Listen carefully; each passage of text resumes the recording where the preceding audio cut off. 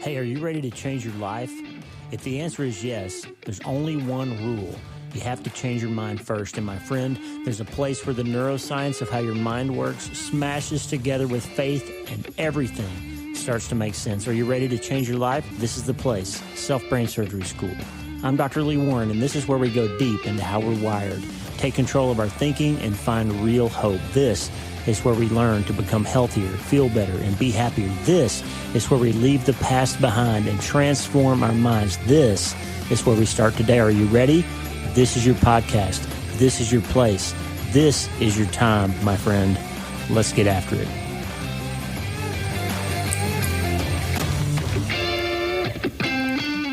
Hey, are you ready? I'm Dr. Lee Warren. We're going to get after it today. It is Mind Change Monday, and we're almost to the end of the year. And if you're watching the video of this, it's afternoon on a Sunday. We're going to hear this on Mind Change Monday, but it's a weird time of day. The sunlight is coming right in through the office window, and so there's a little bit of light on my face. And try as I might, I just can't get rid of that shadow. So we'll work through that together. If you're watching the video, it's going to be okay. So that's what you get when you live on a beautiful river. You get a lot of sunlight. You have to deal with that if you're trying to shoot a video. So today, as we're getting close to the end of the year, I'm going to give you a list of books and some things to think about from several books that I read this year.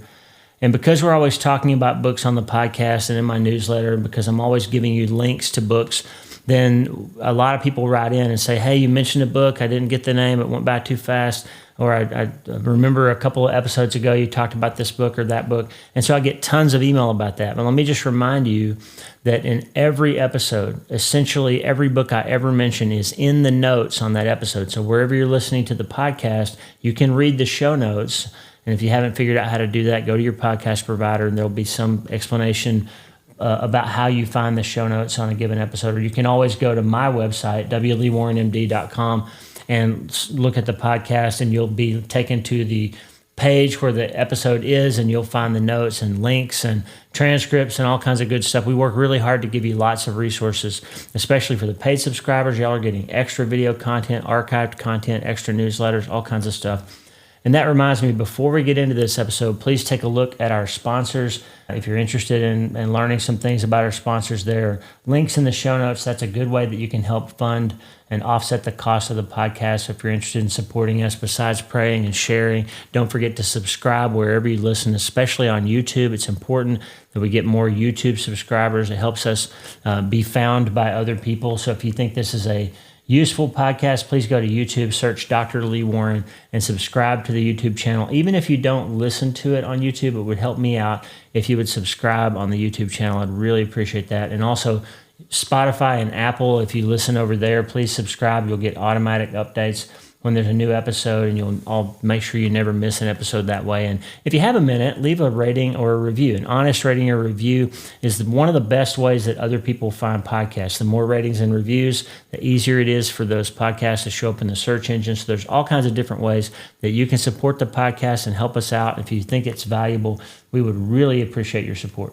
So now, almost Christmas, getting close to the end of the year, you're going to probably have some time. I hope you have some time off, and maybe you'll have time to read a book. And so I'm going to give you a list of books. I get email requests all the time. Hey, give us an episode about books that you've read and books that you recommend and what you think about them. So we're going to do that today. We're also going to do it another time before the end of the year. So we're going to have 2 episodes about 10 important books that I read this year. And I hesitate to ever say these are the 10 best books, or this is 1 through 10 of the books that you should read, or 10, 9, 8, 7, 6. I'm not going to list these as a ranking because, as you'll see, the books are so different from one another that there's really no way to say this book is better than that book or more important than that book, because they're all so different. There's some nerdy stuff, there's some business stuff, there's some spiritual stuff. Most of them have some sort of spiritual or neuroscience element to them, and I think they'll be helpful to you. And I would just hate for you to take away that I didn't read any other books that were as valuable as these 10 books, so I'm not going to rank them.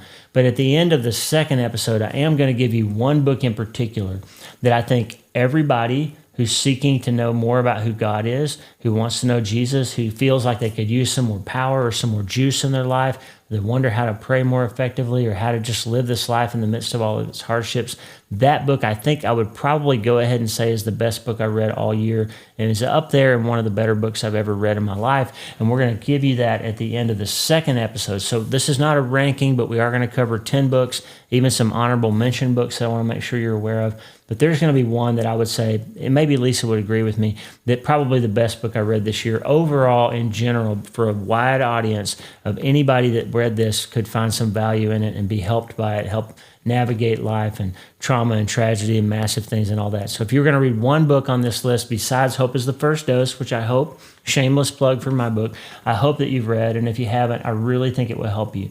I wrote it because I think it will help you. It's a prescription for what to do when there's trauma and tragedy and massive things. And so please, I would implore you to read Hope is the First Dose. I think it'll help you. I wouldn't have bothered to write it if I didn't think it would help you. So check it out. And without further ado, we're going to get into these 10 books.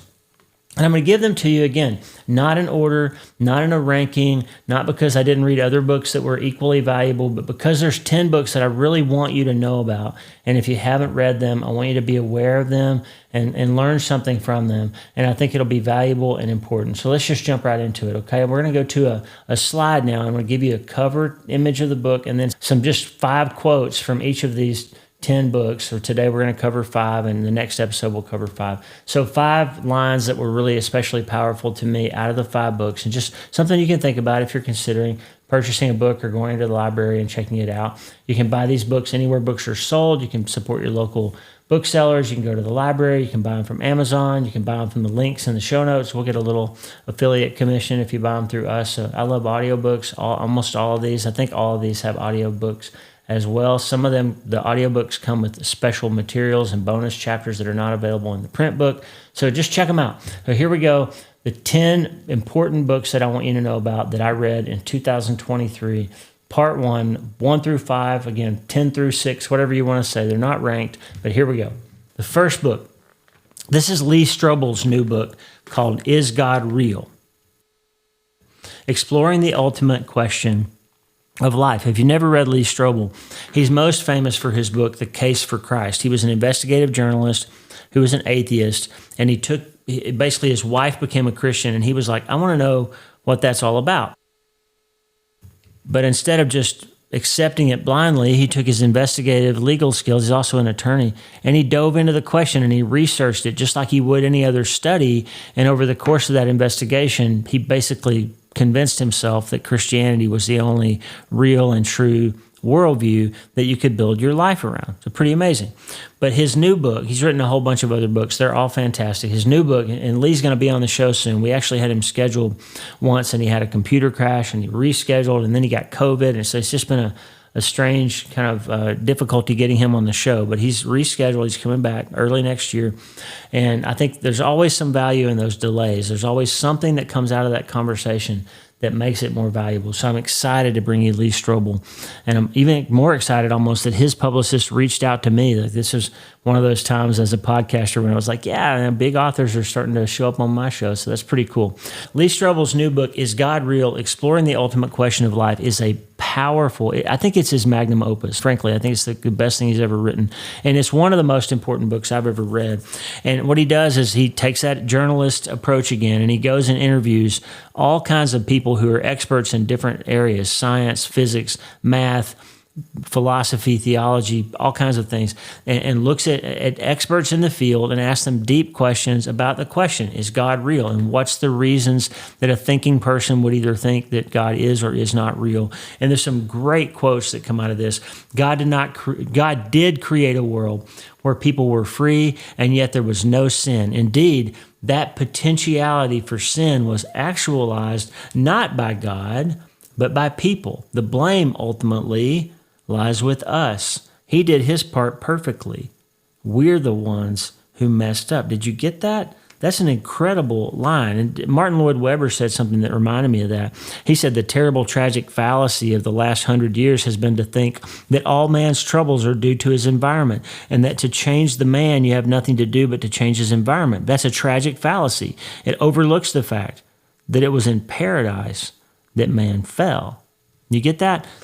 Don't forget that God created a perfect environment for us to live forever and enjoy him and enjoy each other and enjoy his creation.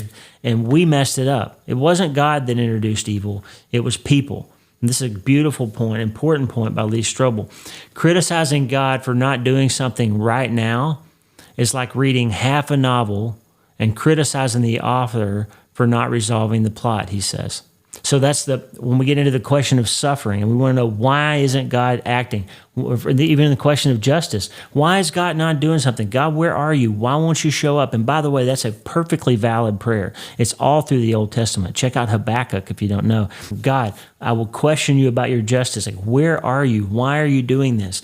And criticizing God, Lee Strobel says, for not doing something right now, it's like picking up a novel and reading half of it and then calling the author up and yelling at him for not having the book wrap up by the 50% mark. That'd be silly, right? Because the story has to play out before you get it resolved. And that's what God's in the middle of right now. He's in the middle of a long story, and we're just part of it.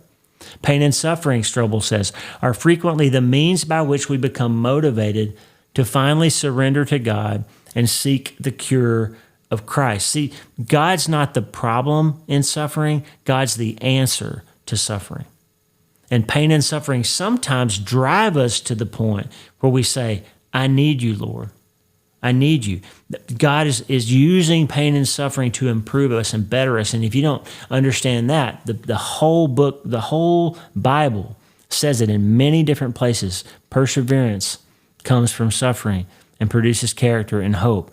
Consider it joy when you suffer trials of various kinds. We know that all things work together for the good of those who love the Lord and those who are called according to his purpose. Listen, pain and suffering are frequently the means by which we become motivated to finally surrender to God and seek the cure of Christ. And listen to this one. He's talking now about atheism versus a Christian worldview. What's particularly damning for atheism, in my view, is that it's insufficiently supported by the evidence of science, philosophy, and history. We're going to come back to this again with a couple of other books.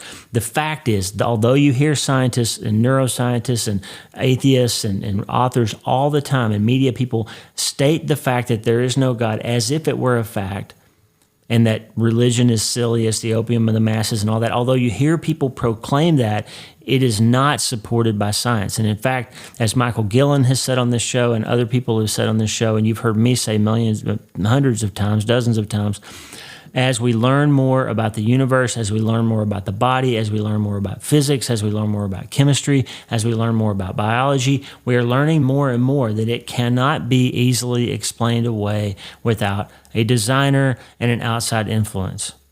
So Lee Strobel says this: after spending 2 years investigating faith issues, I came to realize that to continue in my spiritual skepticism, these are the things I would need to believe. So if you're going to be an atheist and you're going to be honest about it, here's what you have to believe. Nothing produces everything. Randomness produces fine-tuning, the fine-tuning of the universe he's talking about. We'll come back to that later again too. Non-life produces life. Chaos produces information. Unconsciousness produces consciousness. And non-reason produces reason. But Strobel said the alternative was he didn't have to throw away his brain to become a Christian. He says, I was thankful. I didn't have to throw out my intellect to become a Christian, but I did have to overcome my pride. I did have to drive a stake through the egoism and arrogance that threatened to hold me back. I did have to push past the self-interest and self-adulation that were keeping my heart shut tight from God. It's a powerful book. It's an important book, and I would highly encourage you to read it. And I can't wait to have Lee Strobel on the show. The next one has the optimistic title of Making Sense Out of Suffering. This is Peter Kreeft. And if you're watching the video, the title of the book is weirdly cropped, but that's the way the image came from Amazon. So I didn't crop it that way. It's just weird. It's the top word is right at the very top of the book, and it's almost off the screen. But Making Sense Out of Suffering by Peter Kreeft. And I'm going to tell you a funny story about this book. I was listening to the audio version of this book when I ran a half marathon on December 3rd. I had signed up for a San Antonio half marathon with my brother-in-law, Ronnie. Ronnie told me back in May that he wanted to run this race. He wanted to get back in shape, and I said I would do it with him because I wanted to do the same thing. I'd always wanted to run a marathon or a half. And so I trained for 6 months, and I was ready. And then right at the end of December, we had an illness pop up. Tata got sick like the day that we were going to leave for San Antonio for the trip. Tata got sick and we couldn't go. But I had committed to Ronnie to run this race. So I went outside and I synced up my watch with him and we texted each other and we started at the same time. He ran it in San Antonio. I ran it in Nebraska. And the difference was it was 65 degrees where Ronnie was. It was 28 degrees and the wind was blowing about 30 miles an hour when I ran it here in San Antonio. So I was freezing. My sweat froze to my face and my hat froze and the water in my water bottle froze. But I ran the half marathon. Didn't run it very fast, but I did it. And what's really interesting is I ran the half marathon while listening to Peter Kreeft's book, Making Sense Out of Suffering, which I think is hilarious. But I made good use of the time, right? I made use of the time, and I was, in fact, suffering, but not in the same way that Kreeft writes about. Here's some quotes from this book. It's a powerful book. The best, hands down, best look at theodicy, the study of why is there evil, why is God, where is God when bad things happen, all that stuff. No doubt the best overall look at suffering that I've ever read. It's incredibly helpful. It's incredibly insightful. It's incredibly tender and careful to steward these big questions well. It was written way back in the 80s. Peter Kreeft is older now. I'm going to try to see if I can find a way to get him on the podcast if he's still doing interviews. And I think he is because he was actually interviewed in Lee Strobel's new book. Just throwing it out there that I hope to have him on the show someday. But here's something he said. And the universality of it, there's the rub. Your neighbor, your best friend, your doctor, your auto mechanic all have deep and hidden hurts that you don't know about. Just as you have some that they don't know about. Everybody out there is hurting. The greatest and most famous of all freedom versus happiness stories is not technically science fiction, but fantasy. It's the story within a story in Dostoevsky's Brothers Karamazov, titled The Grand Inquisitor. Jesus returns to earth again in the middle of the Spanish Inquisition. Kreeft tells this story beautifully in the audiobook. Torquemada, the Grand Inquisitor, confronts him and tells him he will burn him at the stake tomorrow. So he's going to tell Jesus he's going to burn him at the stake, and the people will love him for it, just as they wanted him crucified the first time he came. Jesus, who has the reputation for kindness, is really cruel, says the Inquisitor, because he expects of everyone what only the strong can endure, freedom of conscience, naked before God, freely choosing between good and evil. And Peter Kreeft says, this is the most important chapter in this book. It's the chapter about Jesus. The most important chapter in the book because it's the answer, the only adequate answer to our problem of man's suffering and God's silence. We are finally led not to the answer, but to the answerer. As in Job, God ends his silence and speaks his word. Christ is the word of God, the answer of God. That blew me away. Christ isn't the question. He's the answer. It's not where are you, God? It's God. That's the answer to suffering. It's him. Kreeft writes, all the words of the prophets, philosophers, and poets are echoes of his word. In him, all the clues converge, like many pointing fingers, all pointing from different directions and distances to the same one. The answer must be someone, not something. For the problem, suffering, is about someone. God, why does he? Why doesn't he? Rather than just something. So if the problem that you're going to ask is why is suffering there, God? Why do you allow this? If the problem is someone, the answer has to be someone too. That was a new thought for me, and I love it. And he says this is the most important chapter. The most important chapter in the book, for it's the answer, the only adequate answer to our problem of man's suffering and God's silence. We are finally led not to the answer, but to the answerer. I'm reading this again. As in Job, God ends his silence and breaks his word. Christ is the word of God, the answer of God. The hurt child needs not so much explanations as reassurances. When your kid comes and they're hurt, you don't explain why it hurts. You just love on them. And Peter Kreeft says, and this is what we get, the reassurance of the Father in the person of Jesus. He who has seen me has seen the Father, John 14:9. The answer is not just a word, but the word, not an idea, but a person. You want to know what the answer to your suffering is, friend? It's Jesus. It's not some big philosophical question about why is there good and evil. It's Jesus. Jesus is the answer. Tommy Walker has a song, Jesus, you're the answer to all I'm searching for. You're my hope, you're my strength, you're my peace in the stormy sea. You're my light, my very source, my guiding light. wherever I may go. You're the answer. Jesus is not the question. It's not, where are you, Jesus? Jesus is the answer. That is a mind shift that will change your mind and change your life. In fact, I'm going to look in the camera. I want you to see me say this. Jesus is not the question to suffering. He's the answer, friend. He's the answer. Peter Kreeft's book, if you want a deep, heavy, it's not hard to read. It's actually entertaining at different places, but it deals very carefully and very thoroughly with this powerful and eternal question of where is God when it hurts. It's powerful. The next book also completely blew me away. And Pique Greig is going to be on the podcast as well. We had him scheduled. I had him on the schedule for a year, and I had a patient conflict last Friday, and Pete, I had to cancel on him. And I hope it doesn't take another year to get him back on the show. This book is the third of 3 books of Pique Greig's that I've read. Easily could have put those other 2 on this list, except I read one of them last year, and the other one I read earlier this year, and I'm going to mention it later. But Pique Greig's books, the first one was God on Mute. It's what happens when God seems silent, when he doesn't talk, when you can't hear him. Powerful question, important question that all of us have asked, and many are asking right now, I'm sure. The second one was How to Hear God, a simple guide for normal people. And it was, I don't want to be hyperbolic here, but the best book I've ever read about how to hear God, and we're going to talk about it with him when he comes on the show. I've read Dallas Willard, Hearing God. I've read Greg Pruitt, Extraordinary Hearing, great book. I've read many books on this concept of how we hear God. Mark Batterson wrote a good one. The best one is Pique Greig. Hands down, it's the best book on how to hear God. But I would also say that hands down, the best book I've ever read on prayer, and I've said many times, I told you before, that the best book I've ever read on prayer, I've got on a shelf, and it's Richard Foster, and next to him is Philip Yancey, and next to him is Addison Bevere, and next to him is Derwin Gray, and I've got a whole shelf full of incredible books on prayer. Timothy Keller's up there. But when I read Pique Greig's book, it's the best one. It's the best book I've ever read on prayer. A simple guide for normal people. And here's some quotes. Research has discovered, he talks about neuroscience, research has discovered that exercise can be more effective than sitting still as a way of calming the brain.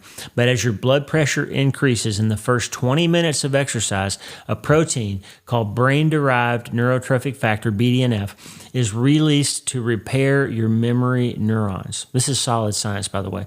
Meanwhile, the activity in your brain increases to improve concentration, and endorphins trigger a sense of calm and even euphoria. This is a gift of God about what happens when you exercise. You improve your neurotransmitters. This is why exercise is better than alcohol for really making a difference in your neurochemistry. And this is something I never thought of before. So Jesus is walking around the hills of Judea. He's drawing on the ground when he prays. He's going climbing mountains to get alone to pray. He's exercising. He's moving his body. And Pique Greig says this, it's an extraordinary thought that as he hiked the heights of Galilee, BDNF was sharpening the mind of Christ. God created a physical body for Jesus to inhabit. And he had the same kind of brain that you and I have in his physical body. And it had the same neurotransmitters that you and I have. And he used his body appropriately to maximize the neurotransmitter release in his body to help him think more clearly the thoughts he had in his brain and to live his life, because he knew that thoughts became things because he made them, okay? Pique Greig. It's an extraordinary thought that as he hiked the heights of Galilee, BDNF was sharpening the mind of Christ. Endorphins were mingling with the blood of Christ, and exercise was enhancing the communion of Christ with his Father. This is incredible. Jesus was inviting his disciples when he taught them the Lord's Prayer. And by the way, this book is basically works through the Lord's Prayer in a better way than I've ever heard anybody do it, better than Chris Hodges or anybody that I've heard do a book on the Lord's Prayer. All those books are extraordinary, but this one is the best. He works through the Lord's Prayer, and he starts with Our Father, who art in heaven. Abba, Father, who art in heaven. And at the time when the disciples heard it, that would have been extraordinarily familiar, that these were people that wouldn't say his name out loud, okay? So for him to teach them to pray by calling on their Father, say, Our Father, Dad, who art in heaven. Jesus, Pique Greig says, was inviting his disciples to step into a level of intimacy with God that they had never imagined possible. He talks about what the Bible is and how the Bible influences and interacts with you in prayer when you pray through it. The Bible is more than an inspired doctrinal textbook. It is also living and powerful, and as the writer of Hebrews says, a discerner of the thoughts and intents of the heart. In other words, while we are reading the Bible, it is reading us. Discerning, in other words, it's discerning the thoughts and intents of our hearts. We shouldn't just learn from the Bible, therefore. We should listen to it. It's a totally different way of approaching the text. While learning about God from the Bible requires study, listening to God through the Bible requires prayerful meditation. That's just a handful of my favorite quotes from Pique Greig's extraordinary book, How to Pray, A Simple Guide for Normal People. If you're going to buy one book on this list, make it that one, How to Pray, A Simple Guide for Normal People. There's another one I'll say in the other episode, the one that I'm going to rank first. But this is a book you ought to have, you ought to read. You need to draw it in and chew on it and eat it and discipline yourself to learn it. This is a powerful and potentially life-changing book if you're struggling with prayer. Let's move on. Seth Godin is a marketing expert. He's a writer. He's not a Christian, as far as I know. And some of his books have little tangential references to Buddhism and other things. So again, this is one of those books that if you choose to read it, it may have some stuff in it. I don't think it does, but it may have some stuff in it that you would write me and say, hey, that guy's not even a Christian. And he's not. I'm telling you that. But this book is about how you get yourself in the process of doing work that matters. And for me, as a creator, as somebody who is not only a neurosurgeon, but also has this drive, this impetus to get up every morning and record and talk to you and give you content and put things out there for you, there's some kind of passion inside creative people. And you've got to get to where you can learn how to get it done in a way that makes sense and ship the work, push send, push upload, get the work out so that it gets consumed by consumers, or it means nothing if it doesn't get pushed out. And he's got some great quotes. This is a book that I will read again and again as the years go by. Like Stephen Pressfield and Anne Lamott's books, they're books that aren't necessarily, they're not Christian or spiritual in any way, but they can be useful if you use them in the right context. And this book really made a difference for me in my thinking about writing and podcasting and all of that. He says this, ship the product, ship the work, push send. And he says this, shipping because it doesn't count if you don't share it. Creative because you're not a cog in the system. You're a creator, a problem solver, a generous leader who is making things better by producing a new way forward. And all of us have places in our life, friend, where we're called to that. Work because it's not a hobby. You might not get paid for it, not today, but you approach it as a professional. The muse is not the point. Excuses are avoided, and the work is why you are here. I told you yesterday, Lisa sent me a thing on Instagram that said, planning to do the thing is not doing the thing. And talking about writing a book, talking about starting a podcast, talking about leading somebody in that Bible study that you've been planning on doing for years, talking about it isn't doing it. You got to do the work and you got to ship it. You got to make it happen. You might not get paid for it, Seth Godin says correctly. I can testify as a podcaster and writer, but you approach it as a professional. You keep working on your craft and trying to make it better because you love your listener, you love your reader, you love your customer, you love your coworker. The muse is not the point. You don't wait for an inspiration to start working. You just work and the muse shows. You don't wait for something to happen that you can finally get after it. You show up and happen so that you can get after it. That's why you're here. Lost in all the noise around us is the proven truth about creativity. It's the result of desire, the desire to find a new truth, solve an old problem, or serve someone else. That's why we do this work. Seth Godin hits that on the head.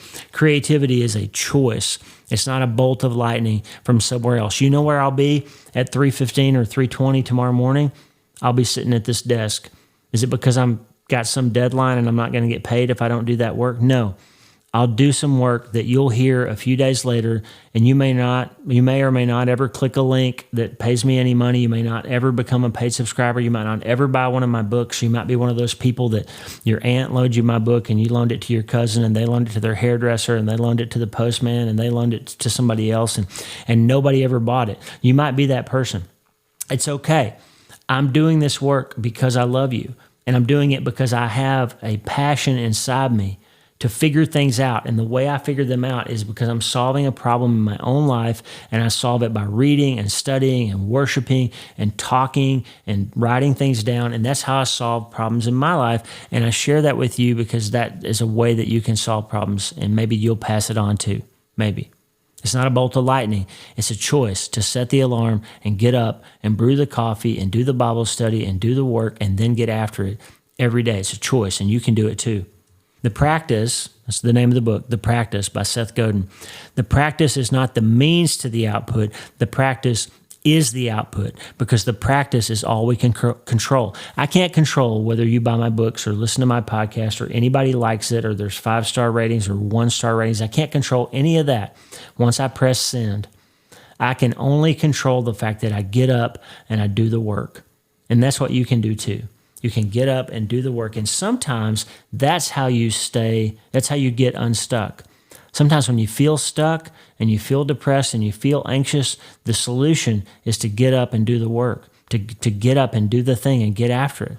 And that'll get you moving and get you unstuck and get you out of a rut. Seth Godin says this: it acknowledges that creativity is not an event. It's simply what we do, whether or not we're in the mood. And this is my favorite line from the whole book. Process saves us from the poverty of our intentions.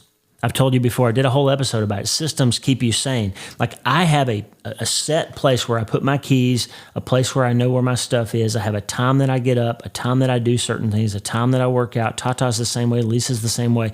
If I don't have a process, I will go nuts. I'll never get anything done. I'll talk about all kinds of things. I'll never get them done. I have a process, and process saves us from the poverty of our intentions. Your intentions are lofty, but they're weak.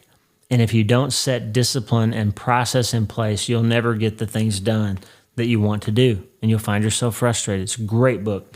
And then the final book today in this episode is Live No Lies by John Mark Comer. This book changed my entire worldview. Let me say that a little bit more carefully. I had a Christian worldview already. This book educated me about my worldview, and it educated me about the game that's being played in the world right now at large, and I think it's one of the most important books I've ever read.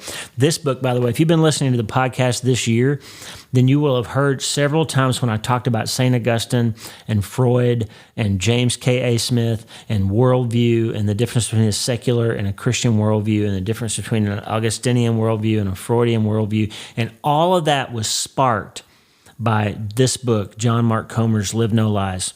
Recognize and resist the 3 enemies that sabotage your peace. This book is incredibly important. The first quote: Freud got pretty much everything wrong, and yet many of his ideas created the cultural air we now breathe. Psychotherapists no longer practice Freudian psychotherapy because they think he was mostly wrong. Philosophers and scientists who study the mind don't think Freud got very much right, but somehow his worldview persisted because I think it gives people an easy out. Prior to Freud, Comer writes, most people in the West, whether they knew it or not, thought about desire through the lens of the 4th century philosopher Augustine.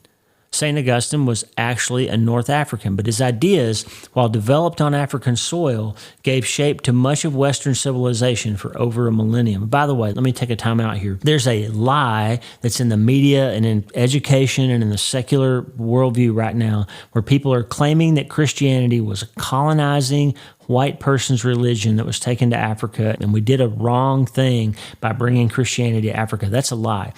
Christianity in Africa predates Christianity in Europe. There were Christians in Ethiopia long before there were ever Christians in Italy, okay? There were Christians in Africa before there were Christians in Europe. That's true. It's true historically, okay? And also, the Bible was in Ethiopia before the King James Bible. It predated that. So Christianity is not a white man's religion. Christianity is not a result of colonization and the spread of European ideas to Africa. It was there first. So according to Augustine, the basic problem of the human condition is that of disordered desires or loves. In his view, human beings were created in love and for love.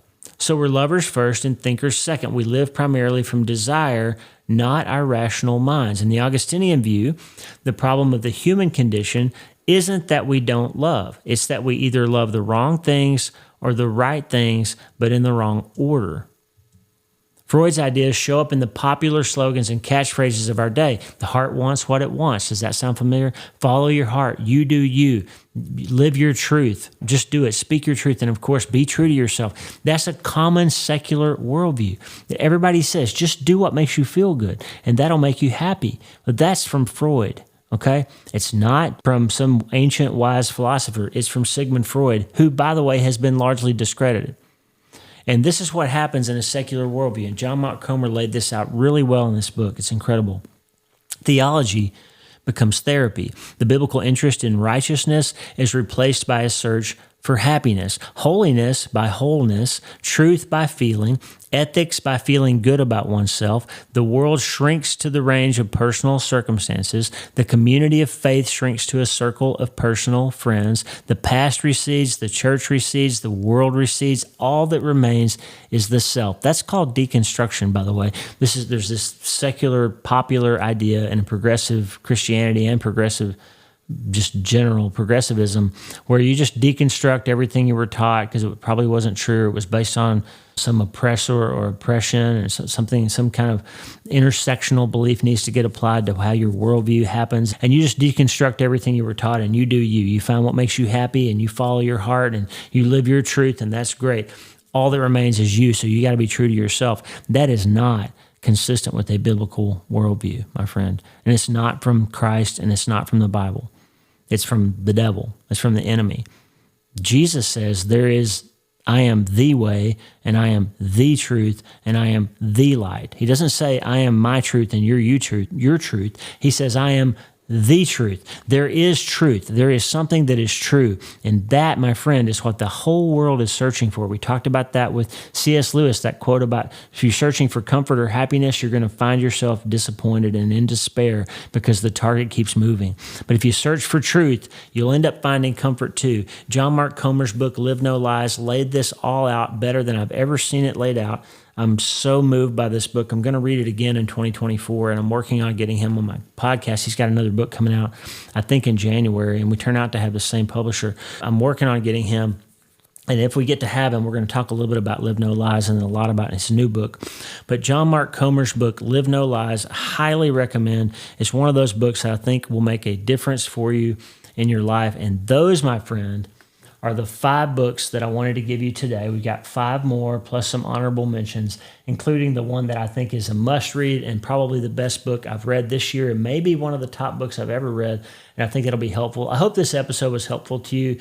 We didn't talk a lot about self-brain surgery. We talked about a lot of good ideas from other writers and things that you can learn and reasons why you ought to read these books. So get yourself a library card, get them on Amazon, buy them through links on my website, go to your local bookseller, wherever, borrow them from your aunt's hairdresser, however you get books. It's great. Just read. Read more. Reading exposes you to big ideas. I talked about Peter Kreeft's book that was written way back when I was in high school. C.S. Lewis talked about how important it is to read old books. And he made a point to say it's not because they had more things figured out than we did. It's because they had some things wrong and we have some things wrong, and they had some things right and we have some things right. But every generation gets different things right and different things wrong. And that's why you should read some old books and not just a whole bunch of brand new ones, because you're going to find some things that are right and it's going to ring a little true to you. And you're going to say, wait, what we're talking about today doesn't make a lot of sense. That this sounded more true than this does. I need to compare it to the Word. So read some old books. I'll throw some in there for you in this list. Peter Kreeft's is by far the oldest book on the list that we talked about today. Listen, reading changes your brain. Reading is good for your brain. Reading helps you think better thoughts, and thoughts become things. And you can't change your life until you change your mind. One of the best ways to do that is to read books, my friend. I want you to read more. And before we do any of that stuff, I want you to remember, before you read one of these books, I want you to remember that every day should start with a few minutes in the Word of God, okay? It's the most important book you'll ever read. It's the only book that will change you and examine you and question you and call you into account and make you a better person. It won't just give you good ideas. It will show you who you are, and it'll call you to be who He wants you to be. So in all this talk about books, don't forget to read the book, the good book, the one truly good book. Mine's pretty good. That one's great. So read it too, okay? We're going to give you 5 more books in a couple of days. Merry Christmas. It's not quite Christmas yet, but it's getting close. I hope you're ready. We love you. We're praying for you. Thank you so much for your support of the podcast. And don't forget to start today.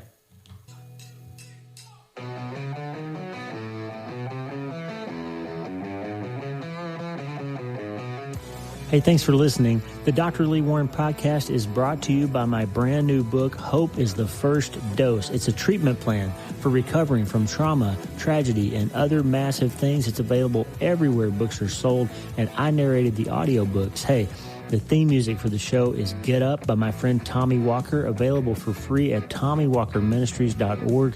They are supplying worship resources for worshipers all over the world to worship the Most High God. And if you're interested in learning more, check out TommyWalkerMinistries.org. If you need prayer, go to the prayer wall at wleewarrenmd.com/prayer, wleewarrenmd.com/prayer, and go to my website and sign up for the newsletter, Self-Brain Surgery, every Sunday since 2014, helping people in all 50 states and 60-plus countries around the world. I'm Dr. Lee Warren, and I'll talk to you soon. Remember, friend, you can't change your life until you change your mind. And the good news is you can start today.